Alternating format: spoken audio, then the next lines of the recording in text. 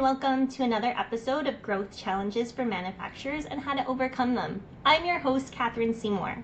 This episode is brought to you by MacRAE'S, trusted by North American businesses for over 100 years. As a leader in B2B digital marketing and we help industrial and manufacturing companies struggling with stagnant growth and lead generation.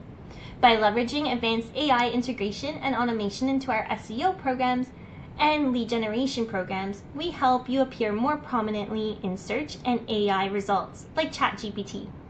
This drives significantly more traffic to your website, resulting in stronger lead flow and increased revenue, crucial in today's highly competitive digital marketing field.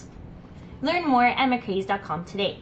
Today I'm joined by Scott Richards, CEO of Specialty Solutions, Inc., founded in 1999 by a group of independent contractors. Specialty Solutions has built by contractors for contractors, with the mission to make their lives easier and their businesses more profitable through smart, innovative products and education. Their flagship product, Perfect Primer, is one-step universal primer designed to bond decorative coatings to virtually any substance. A product that has been sold worldwide and used by millions of square feet of successful installations. Scott, it's so great to have you here. Welcome to the show. There you go. Hi, how are you? Hi, everybody. Great. Scott, let's start with your journey. How did you become involved with Specialty Solutions, and what inspired you to take up the role as CEO? Well, my greater background is I spent 20 years in the construction industry and doing just about everything imaginable. Commercial, residential, waterproofing, tons and tons of masonry work and things on and on and on. And in the course of doing so, a lot was learned, a lot was seen, and a lot of stuff that was going on. But it led us to what's called the decorative coatings industry, which is concrete resurfacing or self-leveling cements or modified concretes. Things, in other words, sealers or paints or coatings or epoxies or materials that could go on existing structures, maybe walls, ceilings, floors, basements, roofs, to enhance the qualities, maintain, increase the lifespan of, and additional benefits to the structures they're put upon. It came upon us, we got into a niche business, our contracting company, of basically showing building owners and things, you could put, let's say, maintainable coatings onto walls or roofs for a fraction of redoing them, and you can maintain them forever and for far lesser cost than the amount of money and disruption to operations that people were doing. It may not seem radical now, but weirdly a lot of people still don't know it or understand it. And so that led us into the whole coatings specialty business. From there, it was just another step to designing and manufacturing our own coatings, because we realized so many things that were necessary didn't exist. We were looking for things to solve customers' problems, and to our shock, they didn't exist. And we said, well, this can't be that hard to make based on what we knew and what we did and who we were involved with. One thing led to another, and here we are. We're selling unique coatings that nobody sells, to do unique things that nothing else does.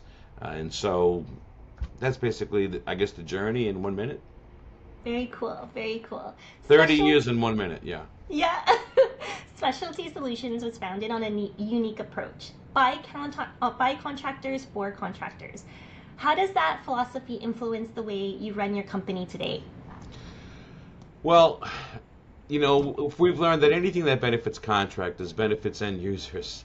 For instance, how do you get in and out of a job with less mess as possible, with less bureaucracy as possible? By bureaucracy, I mean tons and tons of regulations because of opening up buildings or stopping traffic or putting up scaffolding.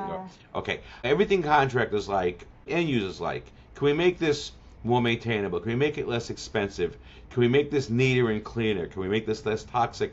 Can we make this just so everybody wins all around the bend? Can we solve the problem in the most direct line to get to the end of this thing, rather than getting wrapped up in all kinds of stuff that never seems to end and nobody enjoys?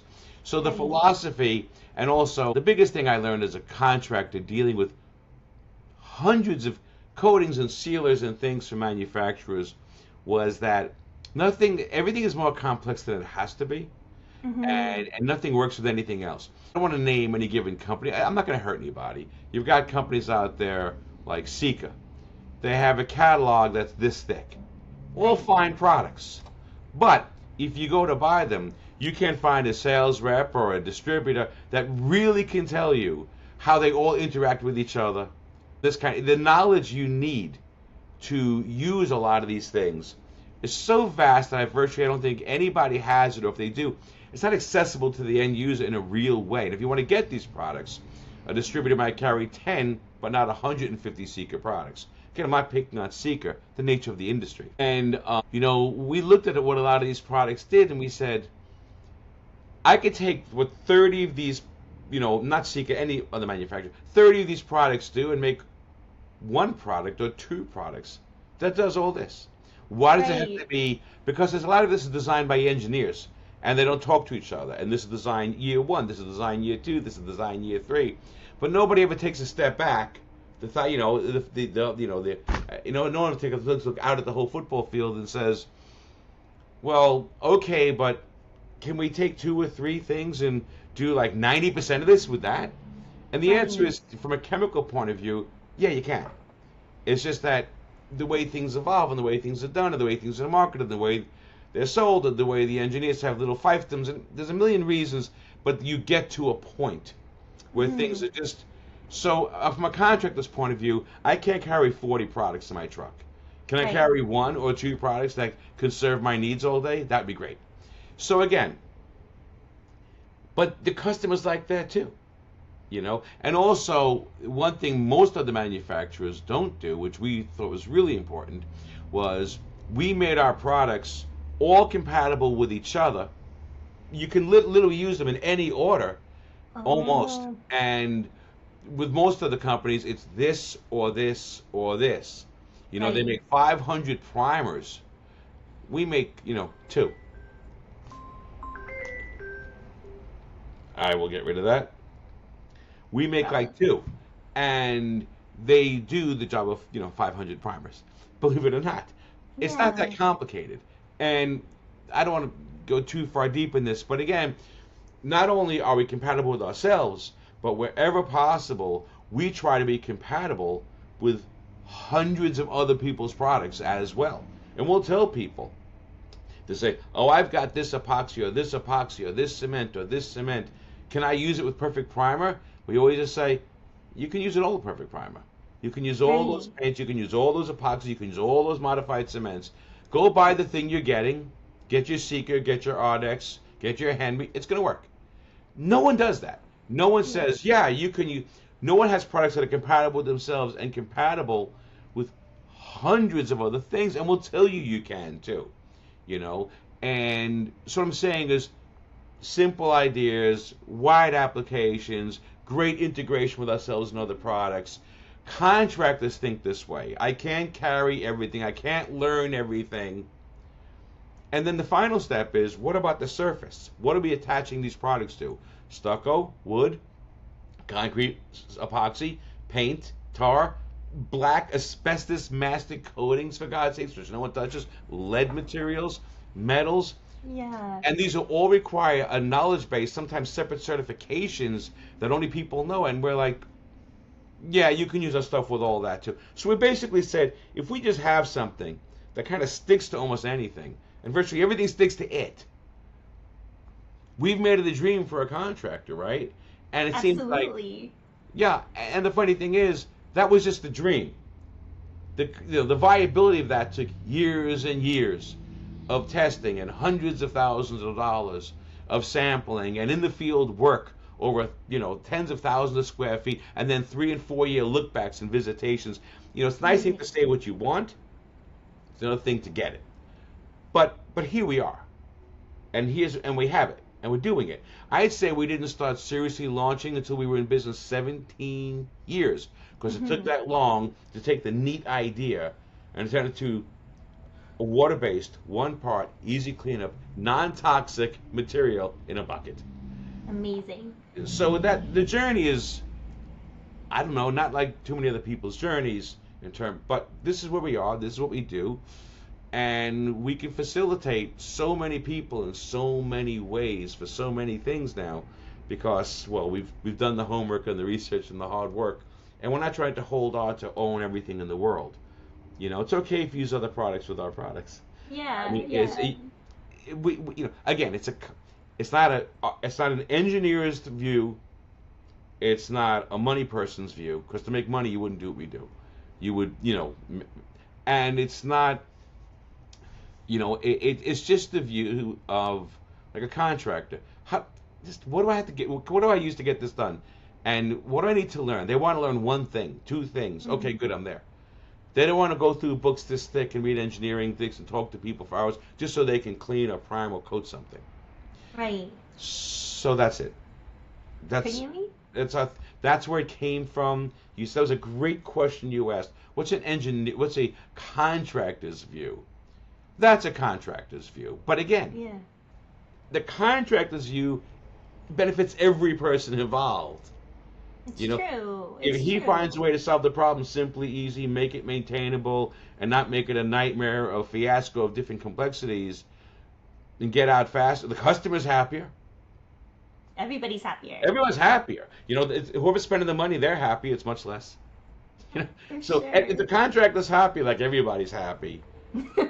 At least maybe I'm biased. I'm a former contractor, but I can't see with the hundreds of contractors we work with how that isn't still true. For sure, for sure. The construction industry and the contracting industries can be highly competitive, price-driven. What are some of the biggest growth challenges that you're seeing that contractors are facing today?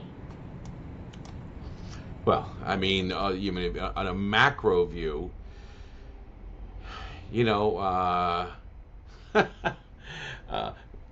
smaller contractors, first of all, base their business models, on making some money in cash.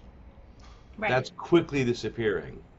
And it's not just about, not paying taxes. Their whole business model was based on the idea, that they wouldn't get trapped in all of the expenses related, to having every penny on the books. What do I mean by that? When I was contracting, I once sat down and I looked at my books very objectively, and I said, if I paid every single penny of insurance I'm supposed to pay based on what I do, I'd be paying more than 100% of my income on insurance. Yeah. So it's not just, you should pay your bills. Yeah. But it gets to a point where you literally can gross $500,000 and make nothing. Yeah. Because you're just paying insurance. And not your overhead, not your trucks, not your taxes, not your men, just your insurance. Your liability and your workers' comp and your health insurance and on and on. It's madness. And I'm not saying cheat the insurance companies either. I'm just saying, it's the fact that the only reason that these were sustainable business models was a guy could maybe grab a job on the weekend, and put $500 in his pocket, and at least he kept that. Right. Right. And then the rest of the week he's working for the taxes, the insurance, and the payroll. It's just it's a short way to say a big thing.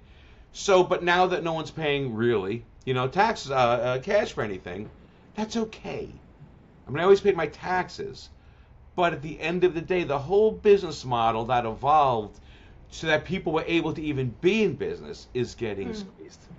Yeah. And no matter, regardless of what our government is saying now about cutting regulations, they're not. They're not cutting it where it affects small businesses or even medium-sized businesses. They're cutting regulations on, I don't know, what big companies do and governments do and whatever, but they're not cutting it on, we're supposed to get this big tax break last year. I paid more in taxes than the year before. Like, where are all those tax breaks I was supposed to get? Yeah. It's anyway. So there's that, and there's always more competition, and there's always more confusion, and there's always more. Everything's less personal. For instance, fast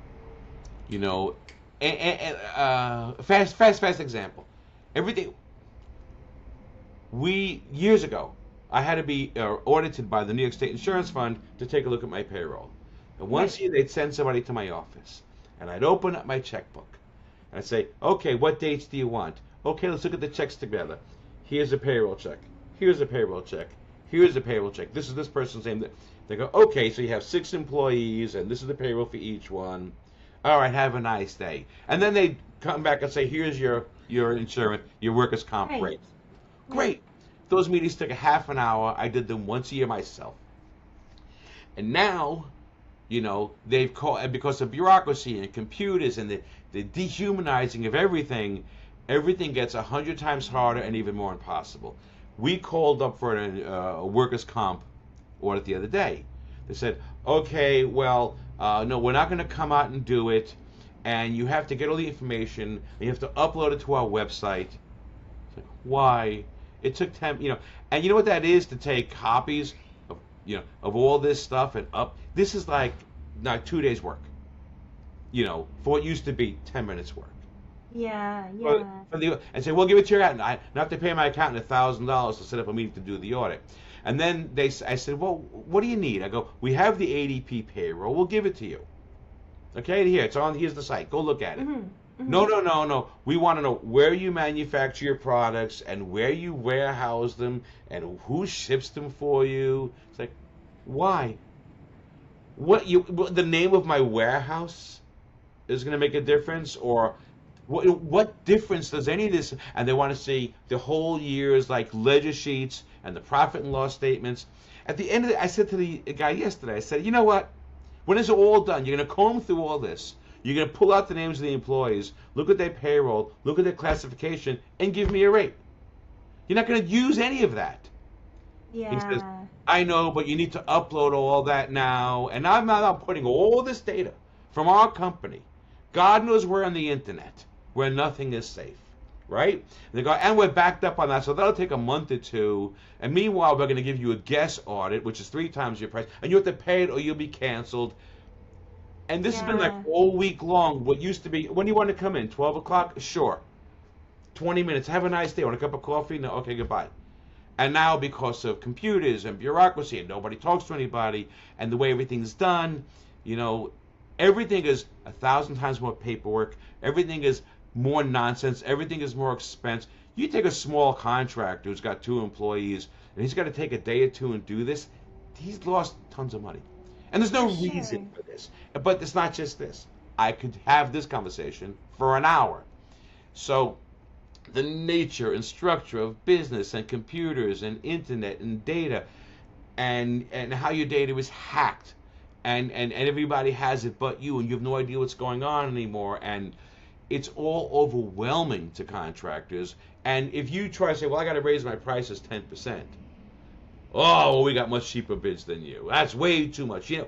As if you're getting rich on it, I'm just saying the nature of technology, the nature of bureaucracy, the nature of the diminishment of cash, the nature of insurance rates and things doing what they are, the complexity of taxes, it's all made it an absolute, you need someone you're paying $100,000 a year to just to handle that for you. Meanwhile, you were trying to make $100,000 a year.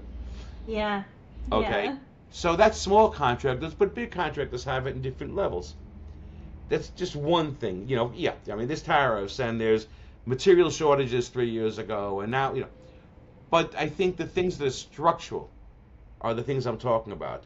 The nature of macroeconomic change, how business is done, is made everything so much more expensive and harder.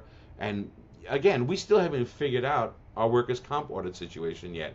I've done one of these for 30 years, and all of a sudden I can't do it. I can, but... Yeah. And I'm kind of sophisticated. You got, guys in business because they're pretty good working with their hands. And 90% of them go out of business in 3 years because they don't see the expenses. They don't know how to handle it. They have a hard time getting real information. I mean, if a guy calls us on the phone, we'll give him information. But if you go to a lot of companies, I always do this. I don't want to name any companies. I went to another company the other day, and to try to just find out what this product does or doesn't do that they had, It was like an hour of going up and down, downloading PDFs. There's no one you could talk to. You can't learn Right. anything. Yeah. Yeah. So these are just everything is more time consuming. Everything is less certain. And when you do speak to people, they're not really knowledgeable. If you call other people and say, well, what about this other product? I don't know. Or I'm not allowed to talk about that. So information is scarce, bureaucracy is rife, insurances and taxes are complicated. These all are murdered to contractors who are all dealing in a very tight economic environment. Right. I know the economy is supposed to be doing well right now. But I spoke to some small contractor who knew yesterday. He said half the guys I know aren't even working now. This is the middle of the busy season. This is the summer. Right. And like really, because a lot of guys can't get work, and when you do, people are just hiring off the books people because they don't want to pay for all your expenses.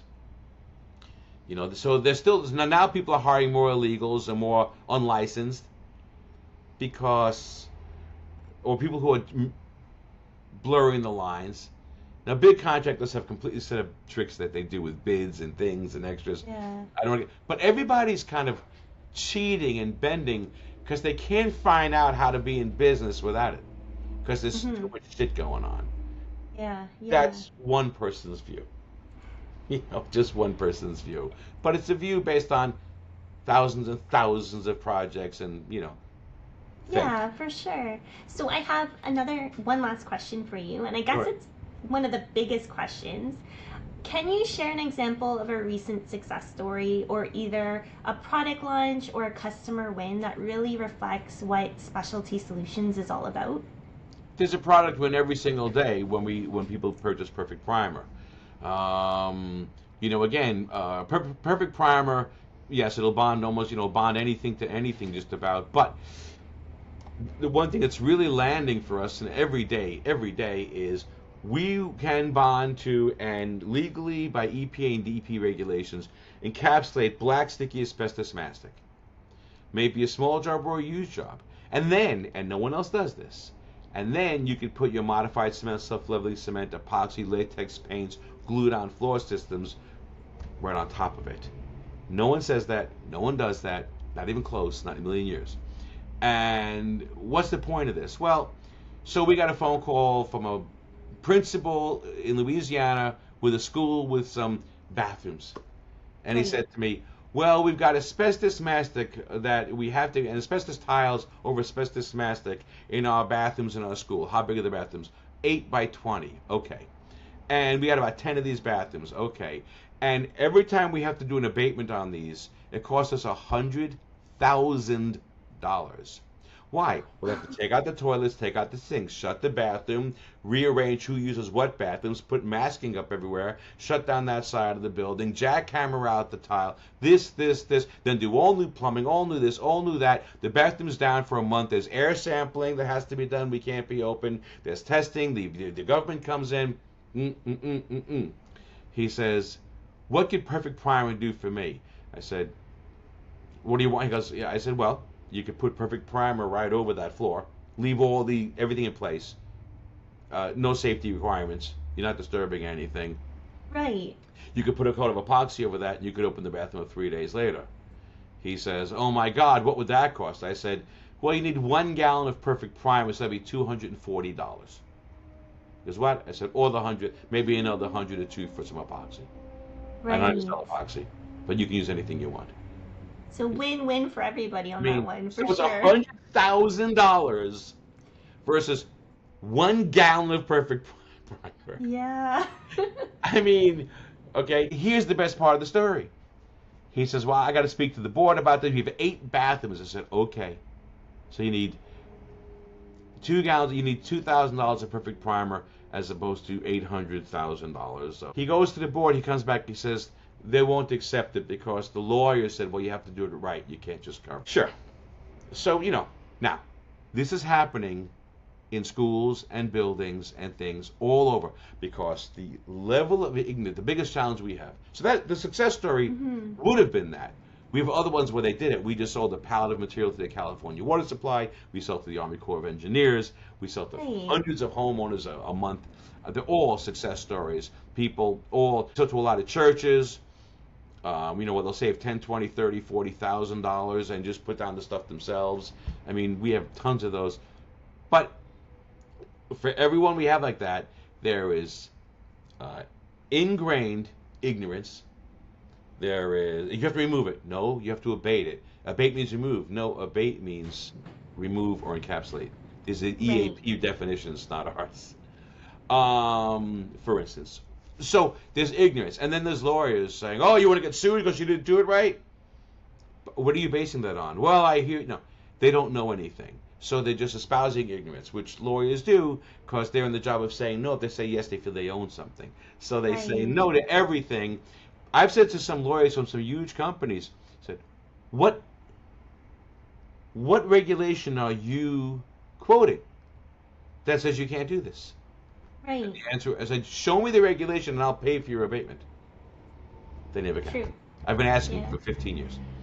And they go, well, but no, everyone knows. No, not laws are things that are written down. Like everyone knows the speed limit. No, there are signs that tell you the speed limit. Laws are things that are written down. It's not things you just know, especially when you're spending millions of dollars of other people's money to not know. But you have engineers that don't know. You have lawyers, building managers that don't know. You have lawyers that don't know the truth. They don't read. They don't know. They don't understand. And then you have a massive, insidious complex of billions of dollars of contractors who make $20 to $30 a square foot to remove mastic when we're to say we could seal it for $1 a square foot. Right. So they have an agenda to scare people to death. And on top of that, more insidiously, is every state in the country has a 10 to 30% tax on abatement contractors.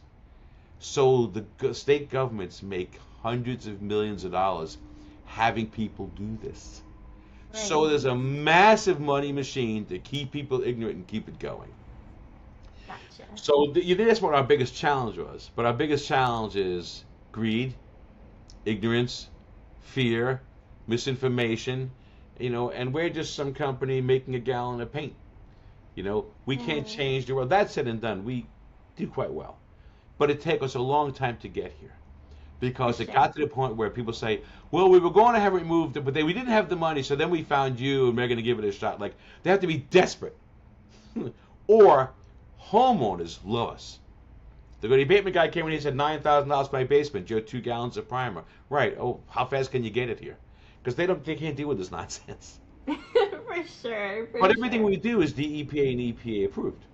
And it's all legal. It's all right. It's just that people aren't making tons of money hawking it, or just hawking it because of fear and ignorance.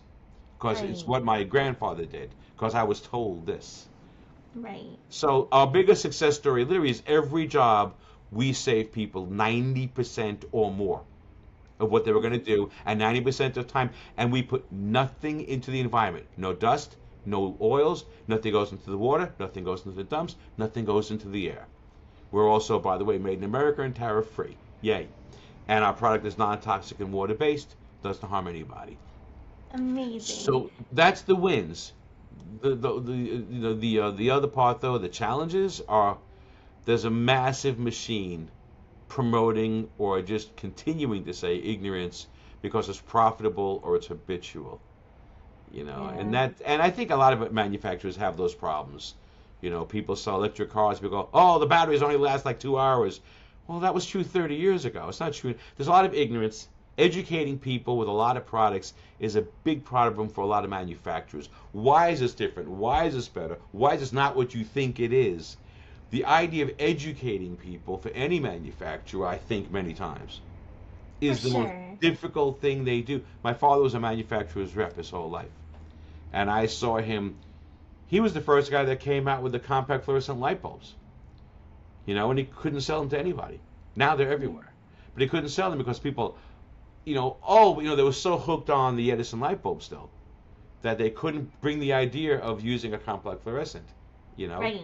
And it took like 30 years for people to go, wait a minute, these things are great. For sure. But they were out in the 70s. These things were out in the 70s. They didn't, and it took them 40 years to get people to use them. For sure. And an act of Congress to eliminate the light bulb. So, the standard incandescent. So I think educating customers is a big, big problem for most. I don't speak for other people, Right. but I know other manufacturers, and they all have a challenge like mine, just a different challenge. You didn't ask that, but I answered it. Well, Scott, thank you so much for joining us today and sharing your perspective on innovation and problem solving in the contracting industry. Your insights on building a company, contractors for contractors, and products that truly address industry needs is incredibly valuable. And I'm sure our listeners are taking away a lot of great ideas from this as well. Thank you again for being here, and for everyone listening, we'll see you on the next episode of Growth Challenges for Manufacturers. Thank you so much for having me.